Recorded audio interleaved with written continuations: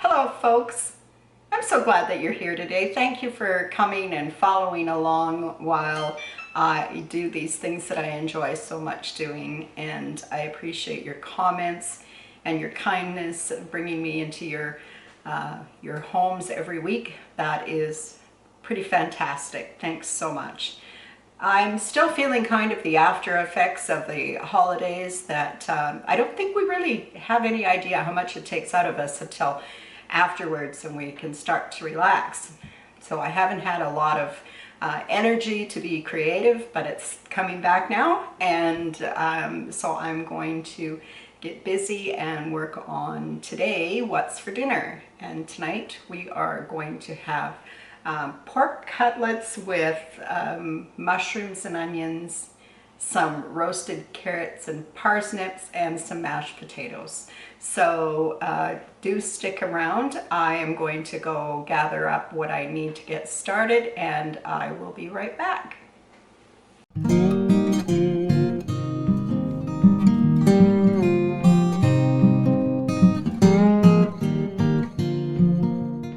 So the first thing that I did was get my oven going. I've got it started at 425 degrees because these carrots and parsnips are going to need about 20 to 25 minutes in a hot oven, which is 425. And I'm just going to get busy and get these peeled up. I've washed them all. These have been in the fridge since before Christmas, so it's time to get them used up. And it's hard going through the fridge to, you know, over the holidays we seem to overestimate what it is that we need for the holiday meals, and we end up with stuff in our fridges that we need then to hustle to get used up. And that's the boat that I'm in now. I'm really thankful that carrots and parsnips and potatoes are longer keepers, because had it been anything else it probably would have already gone bad. So I'm just going to get these parsnips and carrots peeled, and then I will be back to get them ready for the oven. Now while I was busy doing up the parsnips, peeling the parsnips and the carrots, I decided to go ahead and peel the potatoes too. So now I just need to give everything a wash, and then I can move ahead. I have washed up the potatoes, and I have added a bit of salt to the water that the potatoes are sitting in, and I have gotten these vegetables washed, and now I'm just going to cut them lengthwise. I actually might cut them all in half and then cut them lengthwise. They don't need to be particularly big or small. I find if you leave them long, they're kind of cumbersome on your plate anyway. So cutting them in half is works good for us. You do them however that works for you. And I'm just putting them, this one I'm gonna just leave whole. I'm putting them onto a piece of parchment paper that's inside a cookie sheet, and I will finish them off and with a little bit of salt and pepper and some olive oil and maybe a little thyme. I'll sprinkle on them. I find that the parsnips cook a little quicker, so I'm leaving the pieces a little bigger than I would a carrot maybe. But we do love parsnips at our house. I know parsnips are kind of an old-fashioned vegetable, but man, we do enjoy them. I guess it may be because we were both raised on old farms, and parsnips was just something that was grown on the farm because it was a good keeper over the winter. You could keep parsnips right through the winter in the root cellars, so it was something that was useful. And you know, when you're a kid and your parents tell you while they're sitting beside you and they're feeding you with your spoon, and the things that they're feeding you are what's available, you learn to eat them. because that's what's available. And it definitely produced a lot of kids that weren't fussy at all. It takes a long time for us to develop our taste buds, and I think people forget that we need to try things over and over and over again to develop a taste for a certain item. That when a baby just screws up his face when he's tried something new, it could just because it's a different texture than he's used to having, or it's just a different flavor and he's not sure how to react to it. And so we need to be a little more persistent and keep offering these things to them until they develop a taste for them. I'm just going to grab the olive oil and the thyme, and I'll be right back. Now, I've just got a good quality olive oil here, and I'm just going to give a good coating to these veg that are on here. Keeping in mind, you need to almost add a little extra if you've got parsnips on the pan, because parsnips are like a sponge, and they will suck up everything that goes onto them. They're kind of like a mushroom that way, I guess. Salt and pepper.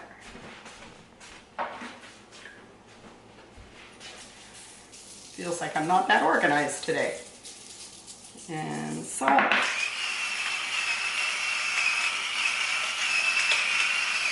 And pepper. Now, I'm just going to run my hands through these to make sure everything is well coated. And then I'm going to put them into the 425 degree preheated oven. And we'll let them be in there about 20 to 25 minutes. By that time our potatoes should be boiled too, and our veg will be ready. I'm just going to wash up and move these to the oven. Now, let me just get situated here.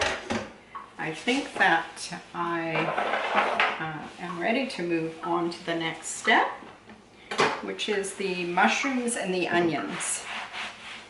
And I'm going to fry them separately in a pan, and then I'm going to make a gravy that will go over top of them that can go onto our pork cutlet. I'm not making the gravy from scratch today. I'm going to use a packet, which I'm sure many of you do in your home as well. So I'm just going to reach for the mushrooms and the onions. I've just got one onion. There's just the two of us. And I am going to shallow fry these pork cutlets today, which means I'm going to bread them. Now, that sounds more daunting than it really is. The step's quite simple, and I'm going to take you through it. This onion needs a little extra removal there.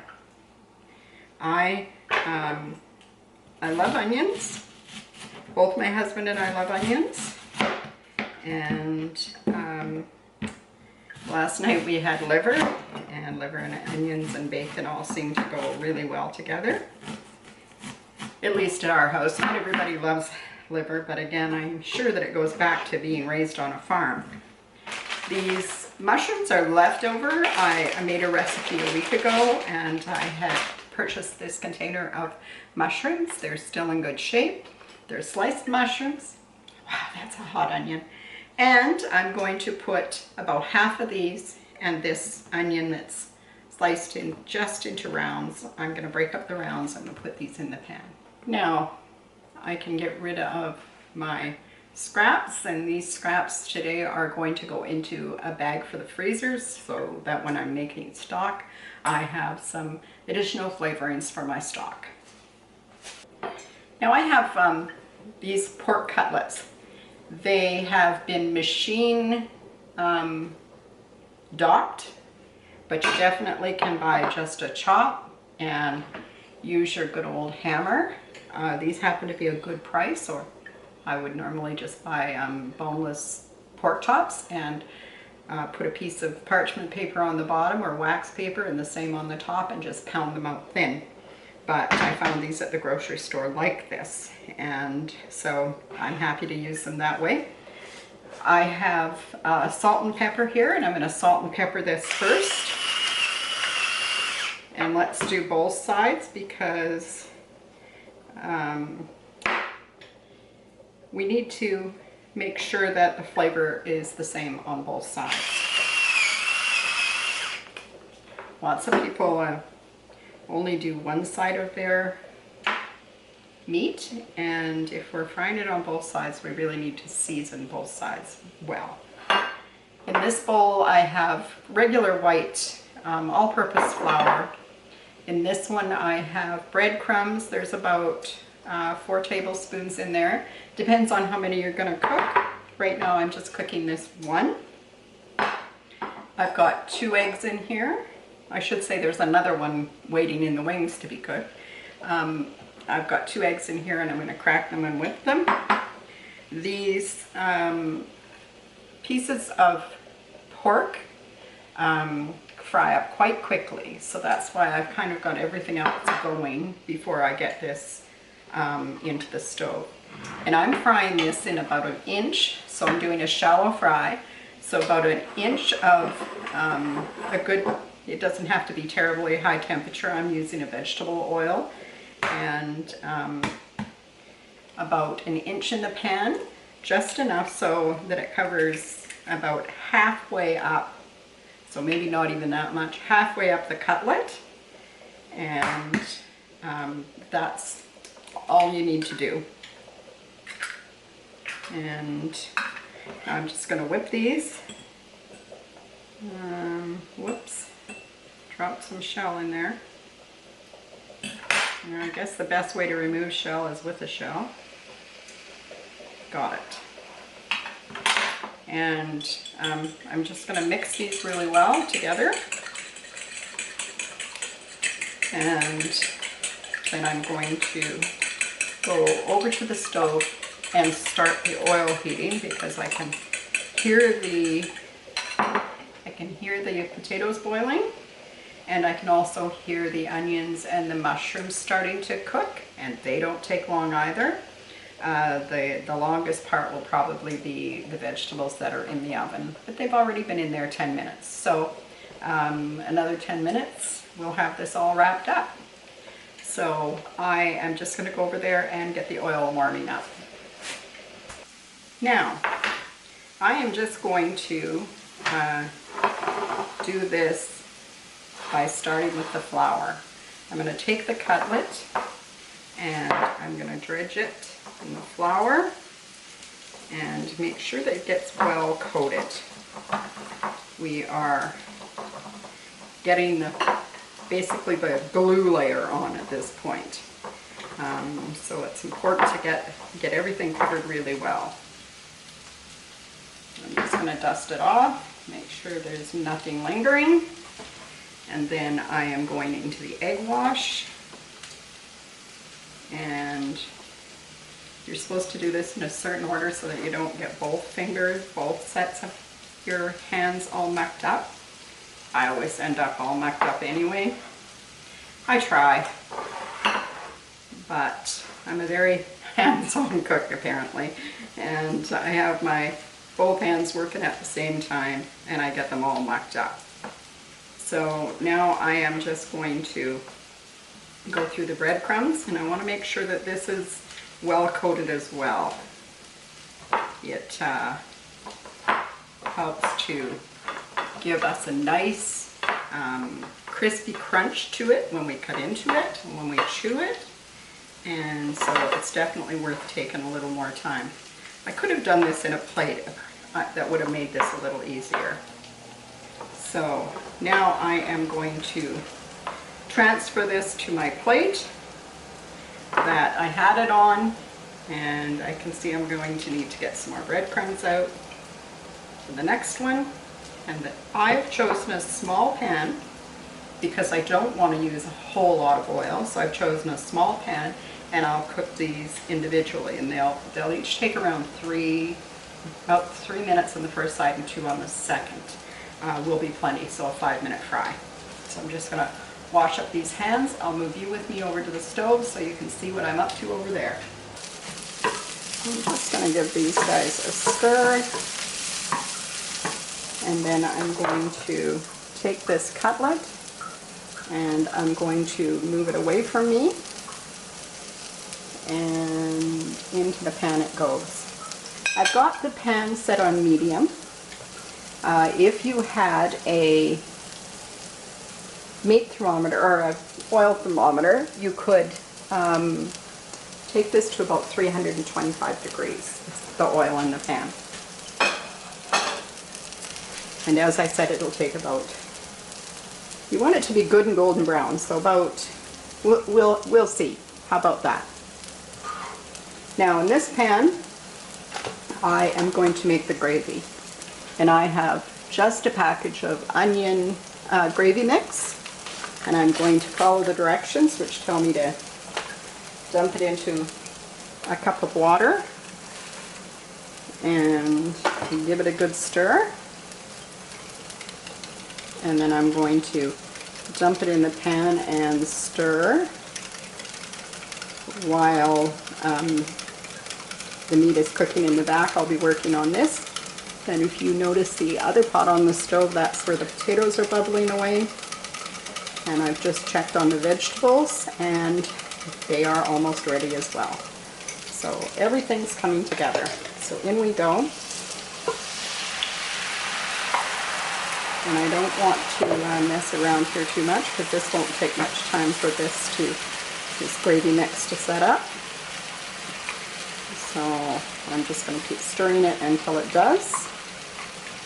And I can hear in the back that meat. Lots of old-time cooks use hearing as much as they do anything to tell whether or not something is cooking. And I can definitely hear the oil getting a little uglier, which means the moisture is, can you hear it? It means the moisture is being cooked out of the meat.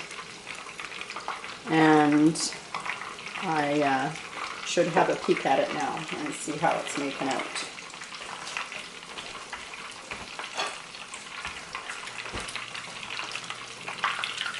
And it's beautiful and crunchy looking, so I'm just going to turn it over. And we have our gravy ready. I'm pretty happy with that. Came together really well. I'm going to push it off to this burner over here and shut that burner off. So of course you've got to pay attention to which burner you're on. So you can see that it doesn't take very long. While I'm mashing the potatoes, I will be resting the meat, which gives it a chance to bring its juices back together, and it makes it a lot more tender. So once I have all of these things gathered, I'll bring you back to the counter and I will show you what's going on. Now let's get this plated up. I have my mashed potatoes here, and I'm going to give myself a scoop of mashed potatoes. The vegetables are right over here, and oh my goodness, they're looking so good. I'm going to add some carrots and some parsnips, and I think that's good. Are you following so far? Here is my pork cutlet, which is massive, and I would never eat all of that, but for the purposes of filming, I'm going to do that. And then I'm going to turn and put some gravy on this so that you can see what it looks like as we get ready to eat it. And there you go, folks. That is what's for dinner tonight. We have pork cutlets with roasted vegetables, mashed potatoes with onions and mushroom gravy, and I'm looking forward to just sitting down and enjoying this dinner with my husband. And I hope that you are all well and safe. It's just trying to snow a little bit here today up in the mountains. It's snowing hard, so skiing will be great tomorrow for our kids that are all going skiing on Friday. And I look forward to seeing you again soon. So take care, everybody. Bye-bye.